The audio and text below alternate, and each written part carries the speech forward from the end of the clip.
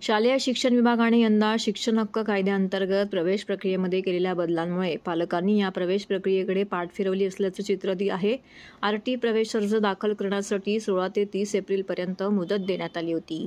मात्र या कालावधीत ठाणे जिल्ह्यातून आरटीच्या 36,000 जागांसाठी केवळ 4,000 अर्ज दाखल झालेत। संपूर्ण राज्यात आरटी नोंदणीसाठी हीच परिस्थिती असून पालकांचा अल्प प्रतिसाद पाहता शिक्षण विभागाने अर्ज नोंदणीसाठी 10 मे पर्यंत मुदतवाढ दिली आहे।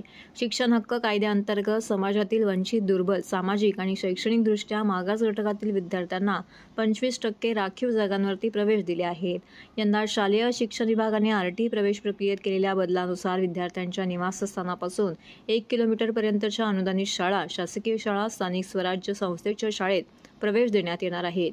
यातील उपलब्ध शाळा नसल्याचं स्वयं अर्थसाहित्य खाजगी शाळेत प्रवेश दिला जाणार आहे। शाळा निवडताना पालकांना अनुदानित शाळा, शासकीय शाळा, स्थानिक स्वराज्य संस्थेच्या शाळा आणि त्यानंतर स्वयं अर्थसाहित्य शाळा या प्राधान्यक्रमानुसार प्रवेश दिला जाणार आहे। या बदलांमुळे दुर्बल, वंचित घटकातील विद्यार्थ्यांना नामांकित खाजगी शाळांमध्ये प्रवेश मिळणार असून पालकांमध्ये तीव्र नाराजी आहे।